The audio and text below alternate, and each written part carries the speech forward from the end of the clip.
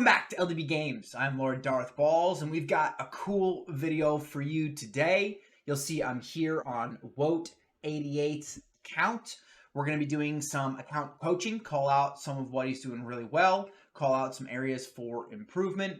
He's given me authorization to pull his shards, so we are going to be pulling at least the 7 sacreds today because there still is the 2x chance going on.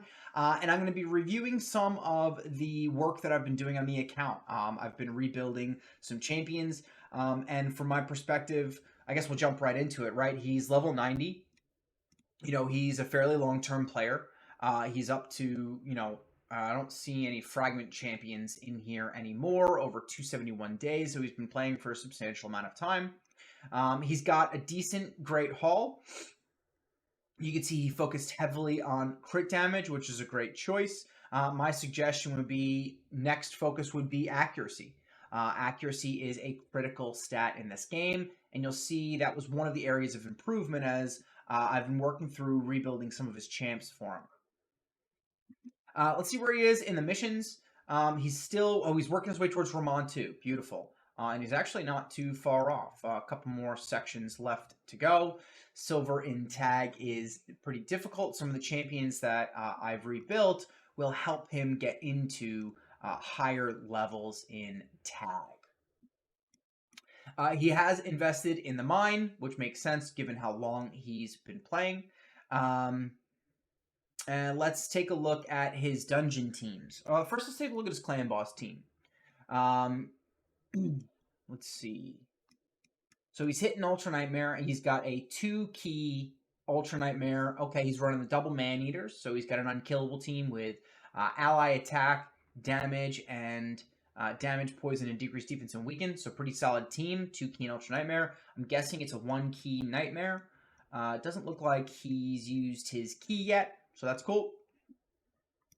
Let's go to check out Faction Wars. Has he gotten Lydia yet? No, not yet. Okay, he's getting close, though.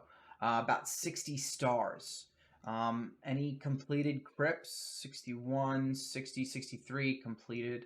Completed. Barbarians, nice. High Elves completed.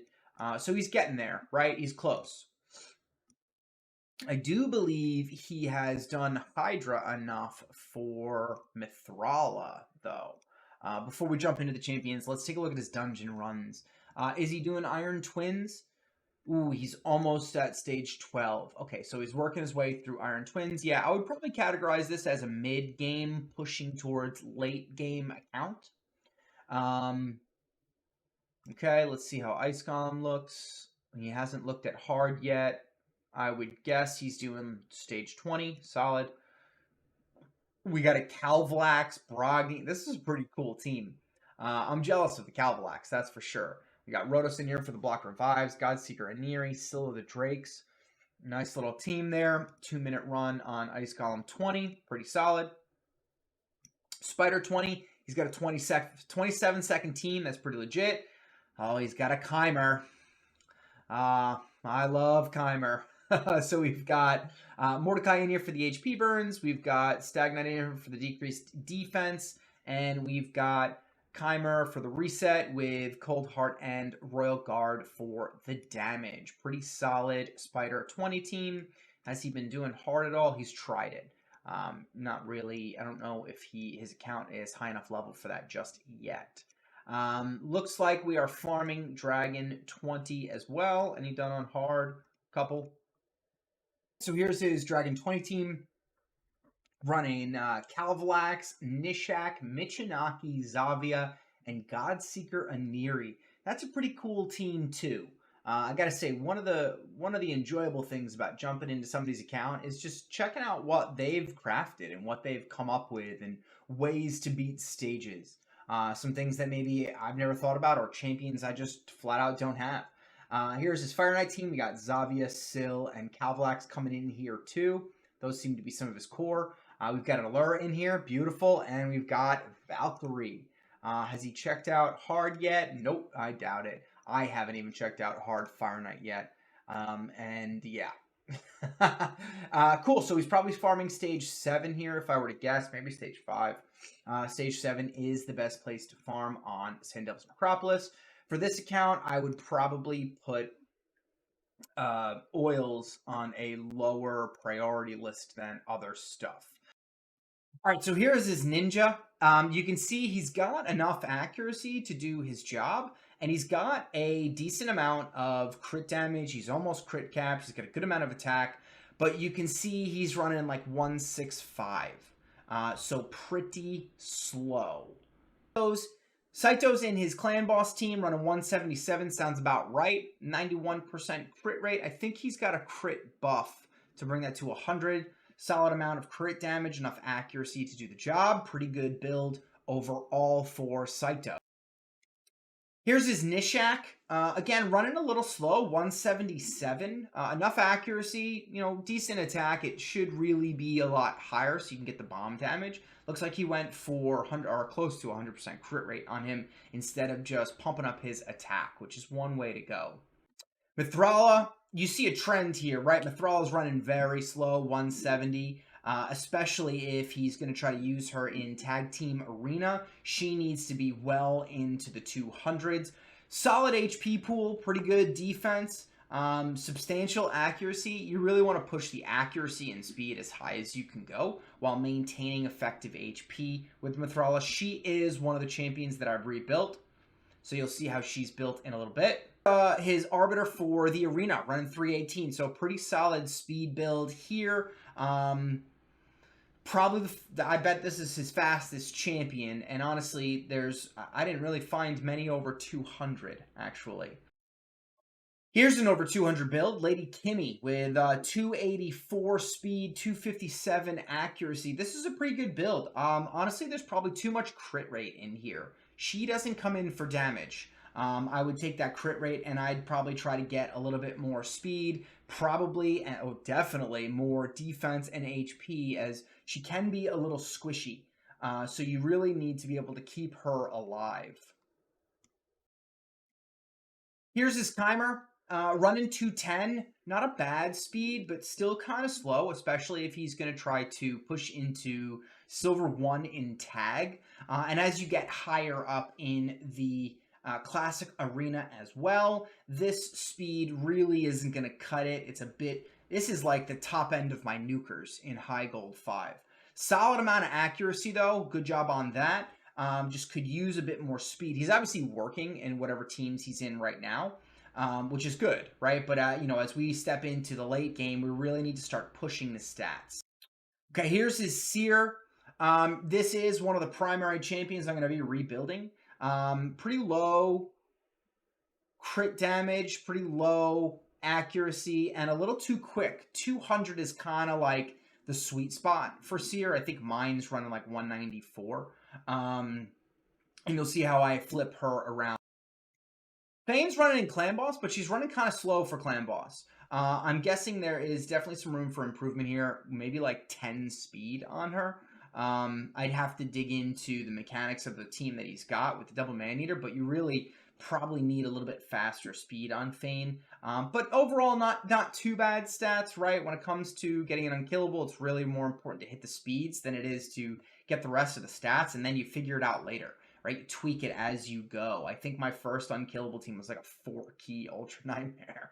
Took me a long time to fiddle with. Here's his Valkyrie, right? Running 161, pretty slow.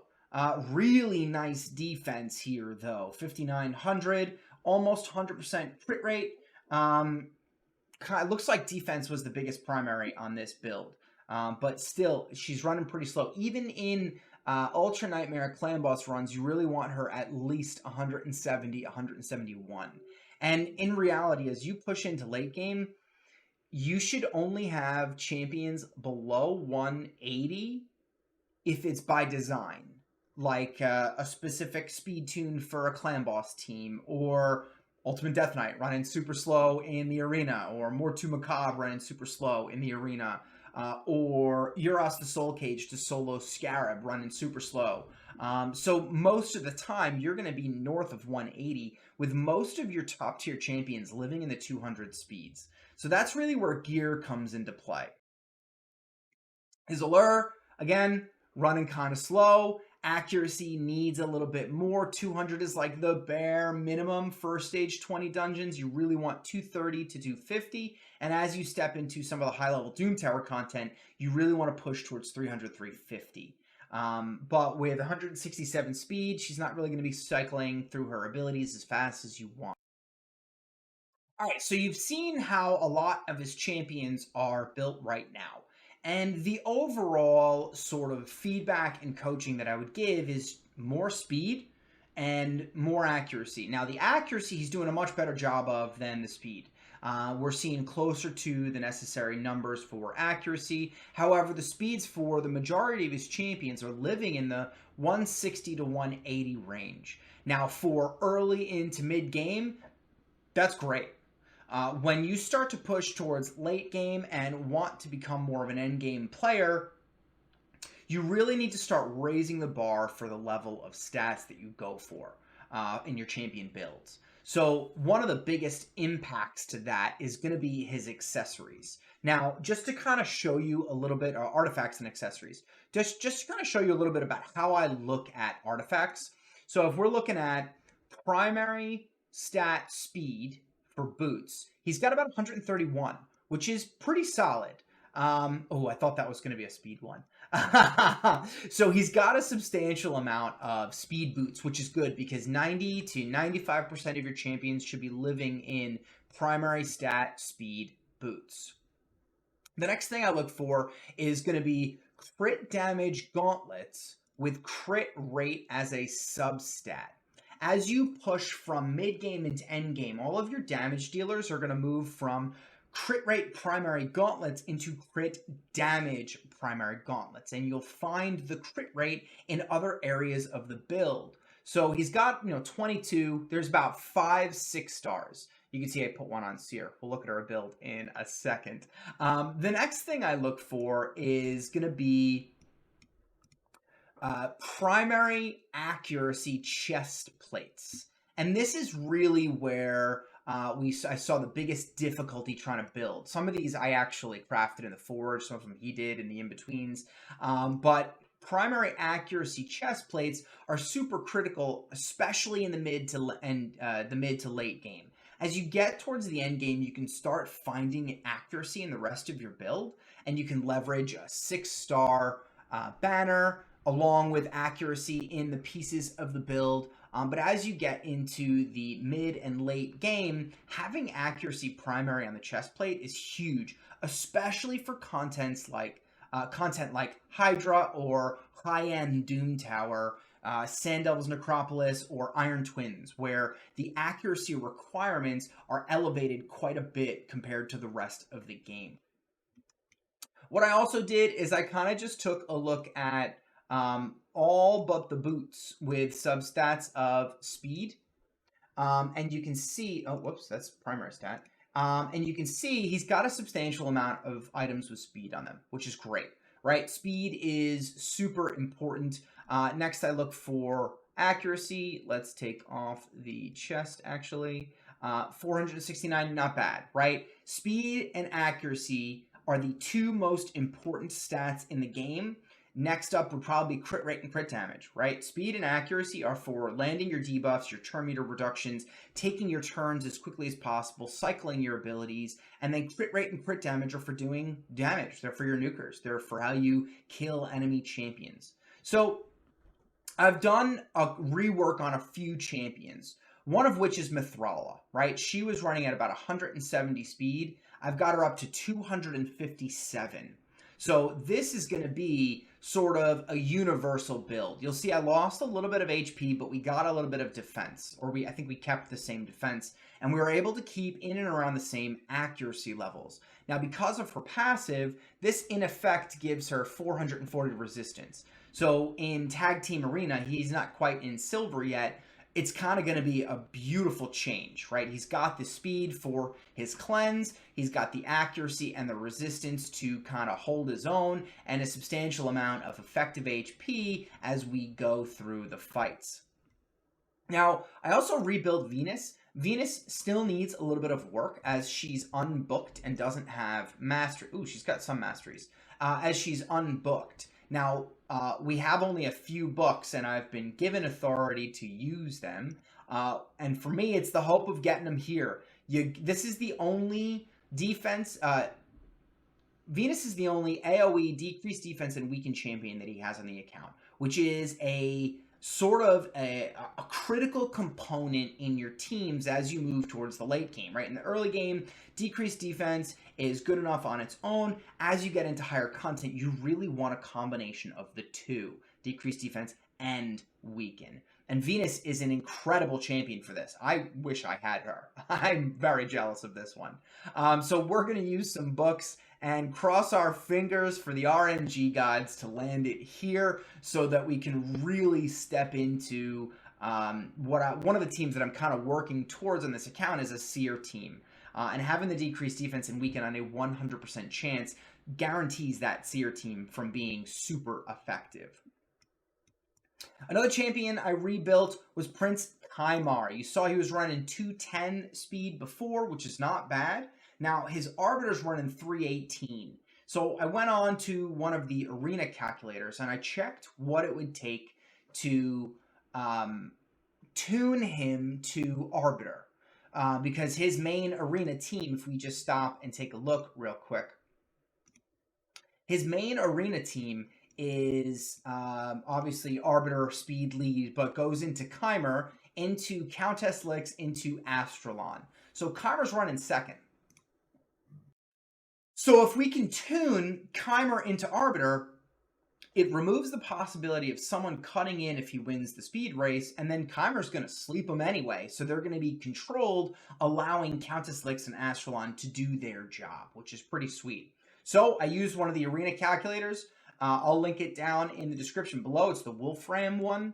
And we got him up to 248 speed, which is exactly what you need to tune him to Arbiter's 318, which is beautiful.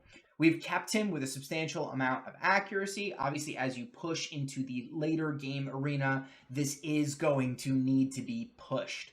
But at this point, I'm coming close to maxing out his gear. The gear is probably the biggest room for improvement on this account overall. And then here's the seer, right? So he had expressed to me that he had trouble getting a seer team to work. So I rebuilt his seer. We've got her almost 100% crit rate. That killed me to not be able to get. I got her 199 speed, but we got her with 243% crit damage and 309 accuracy. Now, she doesn't have masteries. So the masteries are going to be a big area of improvement. I would suggest flawless execution, honestly. Get her up to 263 crit rate, and then go down the support tree to get that extra accuracy. Living in around 350 should be perfect for what you need, right? Because at the end of the day, this is what you want to be effective. And it removes buff from everyone on the field. So if the enemies have buffs, you got to have enough accuracy to strip them from the enemies. But it all works on enemy max HP, so you don't need any attack, right? You can see she's got a little bit, but it's just a product of Faction Guardians, the Arena bonus, Affinity bonus, minuscule amount from artifacts. Because attack is irrelevant for Seer unless you want like her A1 to do some substantial damage. But her A1's really not about damage. It's about potentially getting that extra turn to cycle back around. You can see there's still some room for improvement on the gear. Obviously, I didn't want to bring him down to the felt. I've used quite a bit of silver on this account already. And then in an attempt to build a Seer team, I was looking for a champion with 3 buffs. Now, you have Mausoleum Mage, but Archmage Helmet was already ascended to 50, and so he was a pretty good candidate. He was just not really built at all. I think he was in like level 8 gear or something. And he really needs to be booked as well. So we're going to use some of his books to try to land it into his A2. In order for a Seer team that only has 1 reset champion to be as effective as possible, there needs to be a level of control. And this ability here is an incredible method for control if you can land the stun. Right now, it has a 50% chance without books. You can see that's 75. And honestly, with him in the masteries, I would take Sniper. to make it 80 so that you're stunning the majority of the champions on the field, giving you the reprieve to get back to your abilities when you've already used the reset. But I've got him running pretty quick, 213, enough accuracy to do the job, and 100% crit rate so that he can take advantage of the extra turn meter fill and the multi-hit potential of a stun. You do need crit rate for that. So that's kind of the over-under of the champion builds. Let's get into booking Venus. So he's got 6. Nice. It looks like he got one from Clan Boss. He had 5 yesterday.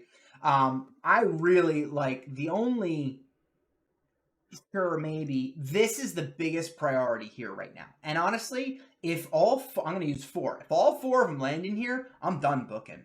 Because right now, for what we're using her for, we don't need anything else. This is already on a 3-turn cooldown, which is great.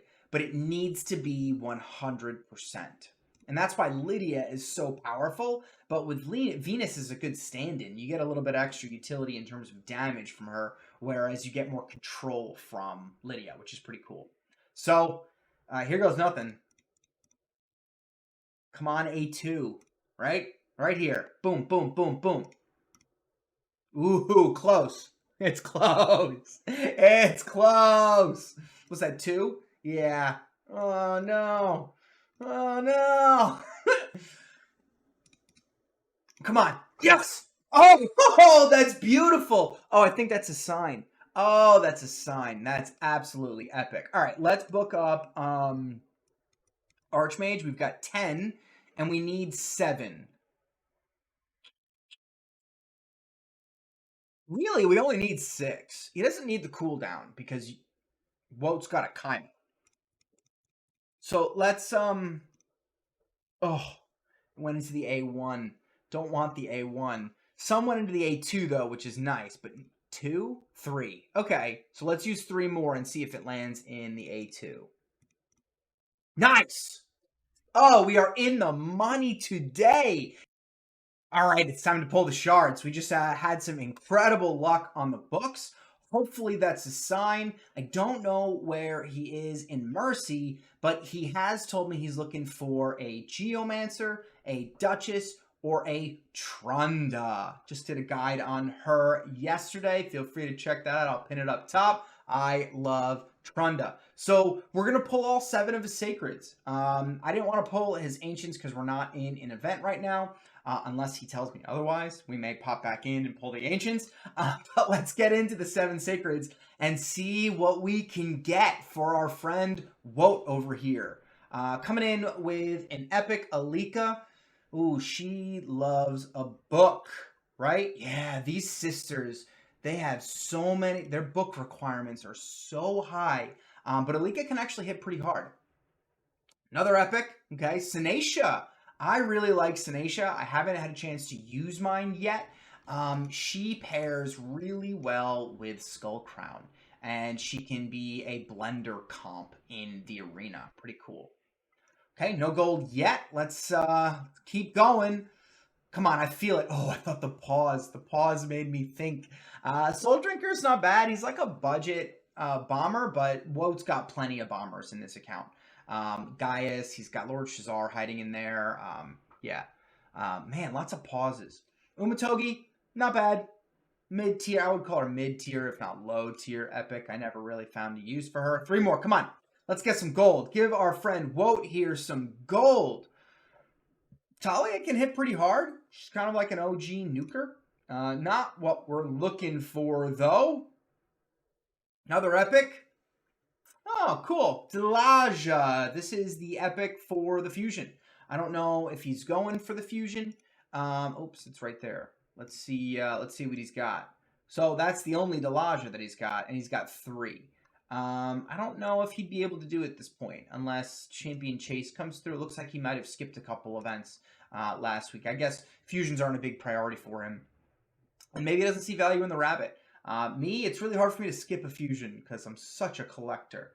What do you think? You think we can get him gold on the last one? Or at least a Geo? Come on. Come on. Oh, the pause. There's the Geo! All right, whoa. You've got your Geo, man. Nice. That's awesome. Geomancer might as well be a legendary, if you ask me. It's kind of funny how he's got like these eyes on his hat over his eyes. I don't know. He also looks like he doesn't sleep. Right? Like, when was the last time you slept, dude? Like, you need a nap. Like, please, go get a nap. He's got these faces all over his skin. I wonder what this reads out to. Probably something about his crazy damage passive. But Geomancer comes in as a top tier champion. He's got an AoE decreased attack on the A1. Nice to have. It's a 40% chance when booked. The A2 typically gets turned off in most compositions because it's a buff stripper or stealer. Well, it's a buff stripper, and he steals it if they're under HP burn, and he'll actually reduce the cooldown of his big ability if he kills somebody. But his big ability is really used against bosses to increase the amount of damage you do, right? Because if you put an HP burn out and they attack you, then it's basically like a reflect damage based on their max HP. Here, whenever this champion is attacked, deflects 30% of the damage instead. When deflecting damage, each enemy hit has a 30% chance of dealing additional damage equal to 3% of the target's max HP. It also decreases the damage your team receives by 15% and deflects that onto each enemy under an HP burn. So in terms of like empowering your team, I mean, Geomancer is the key, at least in my opinion, unless you go crazy like 5 Pain Keepers. Geomancer is the key for Iron Twins 15. I'll pin to my guide up top, and you can see how I have my Geo built. So that's awesome. We got him one of what he was looking for. We've got Venus fully booked. We've got Archmage fully booked where we need him. And we've rebuilt a number of champions, which is freaking sweet. That's what I got, guys. Hopefully something in this video has helped you or will help Wout as he moves towards the late game and into the end game in Raid Shadow Legends. I'm Lord Darth Balls. I'll catch you on the next video. Enjoy your raid.